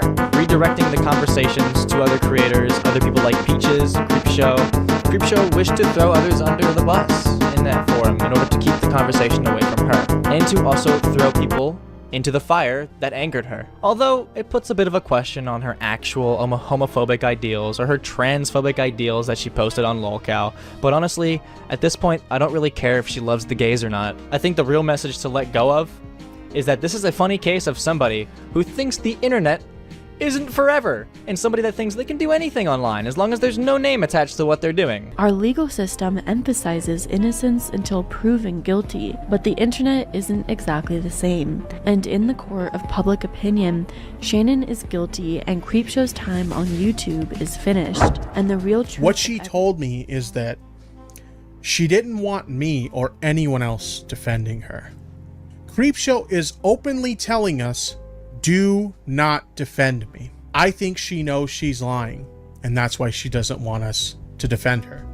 Because she knows that we will catch shit if we defend her, and the truth eventually comes out. Shannon began to lose subscribers at an alarming rate, with the loss growing exponentially each passing day. Shannon subsequently claimed to be taking legal action before becoming inactive on social media. Multiple friends would reach out in private, only to receive equally unsatisfactory answers. Many were told to disassociate themselves from her, as if in admittance of guilt. Eventually, several of those mentioned by Shannon, including Ready to Glare and Hopeless Peaches, would speak out about the situation, receiving near universal support. And I just wanted to share this experience, as it does kind of line up a lot with other things coming out about Shannon, and I personally just now feel like, well, the bubble's burst, and I need to share it. But as the public grappled with the revelatory information, a series of entirely worse allegations would surface that completely blindsided them, as it came from a YouTuber that Creepshow had never mentioned before on her channel. Despite this, that individual is referenced to the most in her posts on LolCow, and was in fact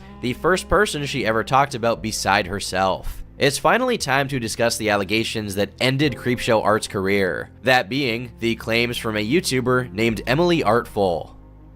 The posts made against Emily Artful are noteworthy in just how vitriolic and personal they are. In this message from January 8th, 2019, Shannon gives a detailed explanation as to Emily's history as a cam girl and struggles with addiction. She constantly attempted to goad others into stalking her, re-uploading her videos, and even insulting her abilities as a mother. There surely had to be something deeper to her hatred of this specific person. On June 8th, Emily Artful published a series of tweets accusing Shannon of extremely deranged behavior. She wrote that Shannon was married to her ex-boyfriend, and together, the two had tormented her for years. This included impersonation, sharing revenge porn from when she was 17, and even getting her fired from multiple jobs, leading to her becoming homeless.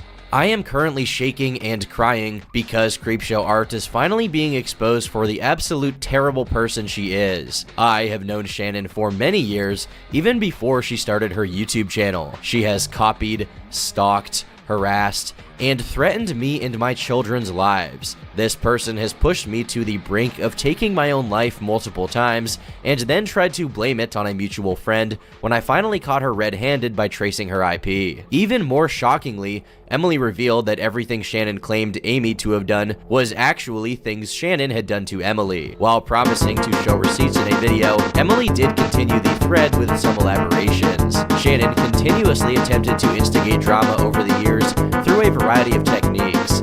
This included deliberately copying Emily's videos, as well as creating fake accounts in order to have her canceled. The response to these tweets were overwhelming, with many anticipating the release of her video. After all, until then, they couldn't be sure that these claims were substantiated. On June 12th, Emily uploaded a 2-hour-long video titled, "Creepshow Art Has Always Been This Way." If you're not familiar with who I am, I have been making art content here on YouTube for the past 6 years. For the majority of those 6 years and several years prior, I had been facing stalking, harassment, and threats from one very recognizable source. And while I didn't know who my stalker was before, now I know who my stalker is. My stalker is Shannon, better known as Creepshow Art, and what I believe to be her current husband, Anthony Parker. The timeline begins in 2010. Then, 18 years old, Emily was a gig musician whilst living alongside her parents in California. She was addicted to prescription pills at the time, alongside a variety of other illegal substances. While performing at the Nickel City Arcade, Emily hit it off with a fellow musician named Anthony Parker. The two quickly entered an intense codependent relationship with extreme highs and lows. Emily recalled being afraid of him,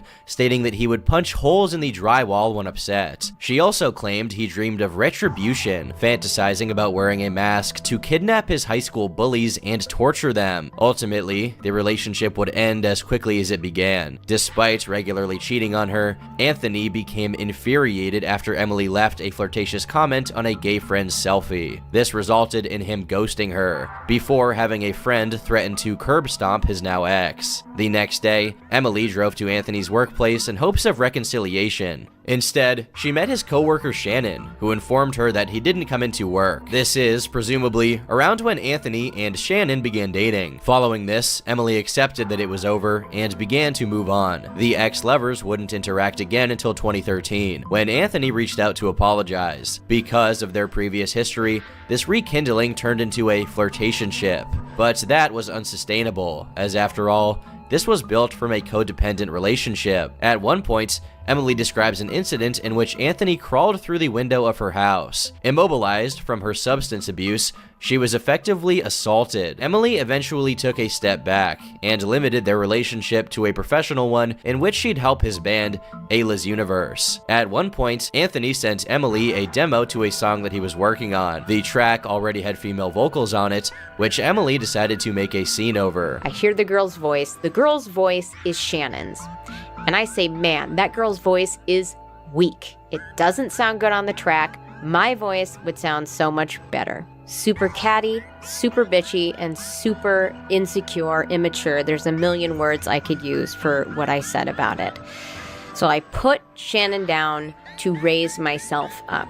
And I believe in doing that, that is what set off set off this chain of events, the stalking, the harassment, the threats. Anthony didn't react much, but did end up having Emily record vocals for the final version of the song. It's believed this would be the inciting incident to what became a decade-long harassment campaign. Shortly after, an onslaught of negative comments began appearing across her social media accounts. Bear in mind, this was before the Emily Artful brand. She then received a ton of Facebook friend requests, which she foolishly accepted. This led her to be phished and locked out of her own account. The hackers then began downloading compromising images of her, including from when she was a minor. Despite being told about this, they then compiled those pictures onto a photo bucket, which was used to taunt her. Of trying to gain access to that account, because I was afraid that I would irritate my stalker and they would, dangle those photographs, some of which in which I was a minor, over my head. The harassment was constant, pushing Emily to the verge of ending her life. They began mocking her appearance in hopes of triggering her eating disorder. She attempted to seek support from Facebook, but they refused, and to this day, she has still not gained access to the account. By this point, Emily was deep into an addiction while still in a toxic business relationship. Despite receiving an email confirming the hacker was from the same city as Anthony, she hadn't yet put the pieces together. She attempted to maintain a sense of normalcy while working a regular job as a receptionist. However, she was fired after the stalker posed as a client, and emailed her employer a compromising video from when she was a cam girl. Even her side gig of makeup was interfered with, as the two left false negative reviews that cost her a big client. Didn't really have control of much. I tried to get a regular job, and Andrew and potentially Shannon found out about this regular job and decided to email my job and send them a compromising video of myself. They posed as a client, said, "I'm a regular client. You've lost my business because look at your, disgusting human being of a receptionist." This inability to work led her to be temporarily homeless. Emily then uses this opportunity to point out that despite what she claimed, Shannon had only been homeless by choice, as it was a conscious decision so Anthony could pursue his dreams of becoming a rock star. Hi, future Emily here. So Shannon was never technically quote unquote homeless. I mean, she was without a home, but in the traditional sense, her and Anthony were homeless by choice. And I know that because listen to what Anthony says in this video he posted on his YouTube channel in August of last year. So in this video, I wanted to go over what it was like to be homeless, or kind of partially be homeless, living out of a car for about 2.5, 3 years or so.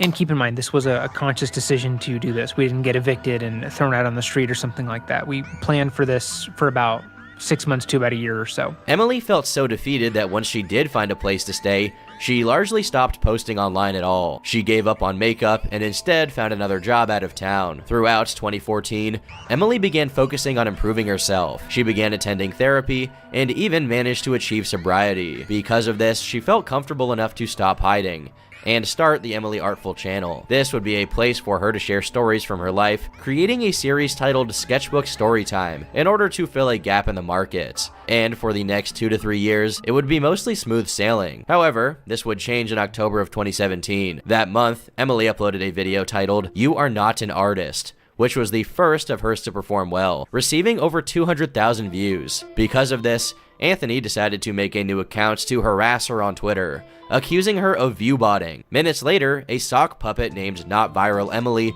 messaged her an image of her social blade, implying it had to be artificial growth. The two then had an argument in which she basically had to explain how the algorithm worked. Because I guess he thought that was funny. And then all of a sudden, moments later, I get a DM on Twitter from an account literally named Not Viral _Emily.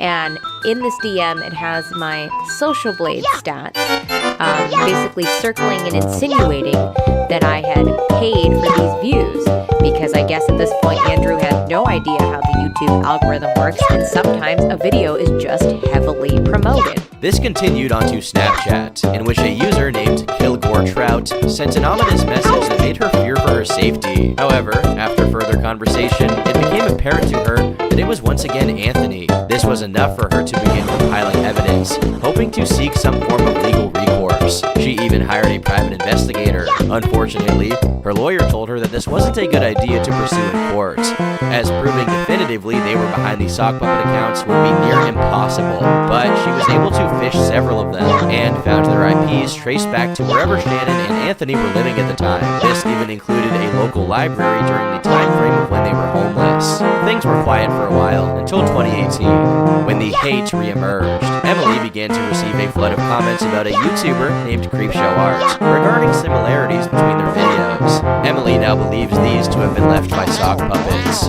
In order to instigate conflict, Shannon used the Sketchbook Storytime name, and even copied several of Emily's titles and thumbnails. Now, at this point, Emily didn't know who Creepshow Art was, and politely reached out to her to ask her to change them. But I put my heart and soul into my series, and I'd really appreciate if you were able to change the name of your Storytime videos. You are completely within your right not to, as it's your channel and you can do with it as you please, but from one artist to another, I hope you'll understand how it can hurt my business. I love your art, and it's obvious you're very talented. You've got an incredibly unique style. I've never seen anything like it. I hope you understand my requests, and I hope you don't think I'm angry. Things like this happen all the time. I figure it's just a coincidence. Thank you, Emily. And Shannon responded, "Sorry man, I watched Lehman Raptor on YouTube and she has a series titled the same name and she gave me a go-ahead.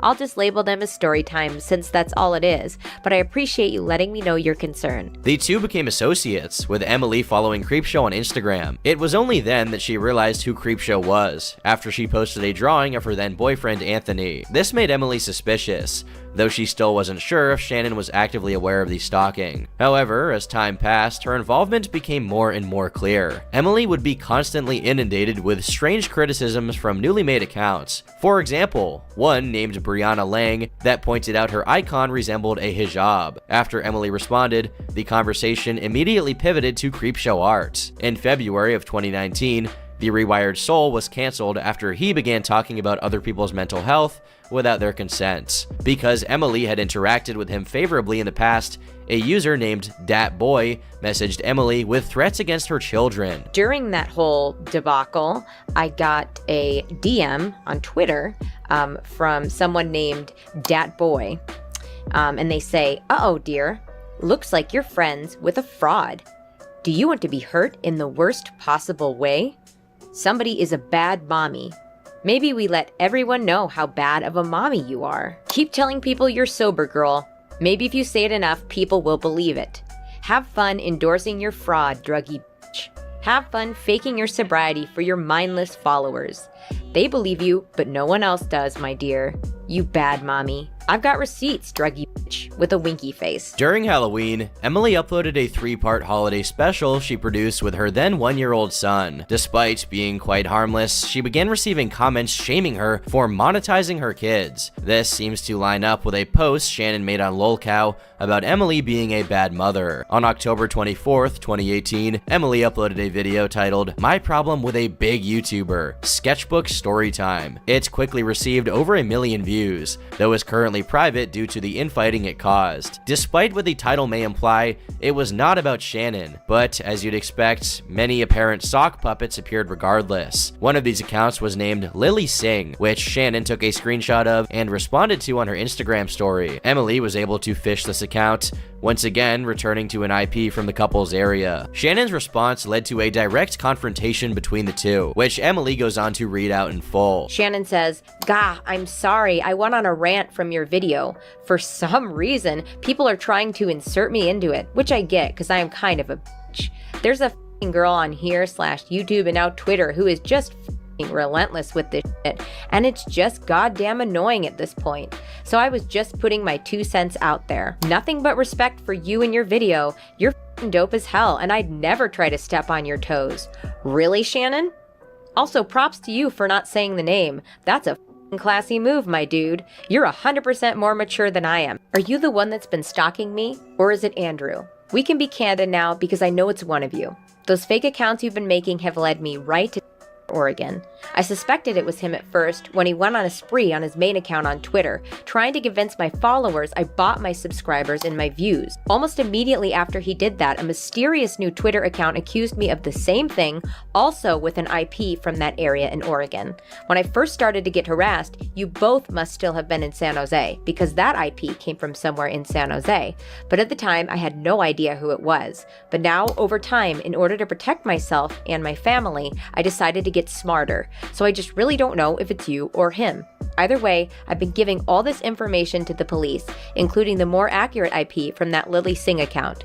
All I ask is to be left alone by you and your boyfriend. It's been 8 years. I also forgot to mention that I baited that Lily Singh account into clicking a link with an IP tracker that led me straight to their new location because they had since moved. Shannon denies either her or Anthony being the stalker, dismissing the clear-cut incidents as an example of his trollish sense of humor. She claims they were too busy and that she understood because she'd also been harassed by a stalker for 12 years. 4 months later, Shannon would upload her video about Amy, which, as Emily explains, reappropriated many of the specific traumatic events inflicted upon her. And while Emily is able to show receipts, Shannon failed to show any evidence that Amy existed. Ultimately, this would be when Emily decided to ignore Shannon. The amount of money it would cost to draft a temporary restraining order was simply not worth it. Instead, she began minimizing the amount of private messages she read, as the sock puppets continued to quietly harass her for years. And then, we fast forward to June of 2021. Creepshow Art's true face has been exposed, and Emily now feels she can speak out about the harassment she'd endured. On the 8th, she made her first ever public statement on the matter, revealing the insane scope of what had occurred. For the first time ever, she received widespread support, and apparently,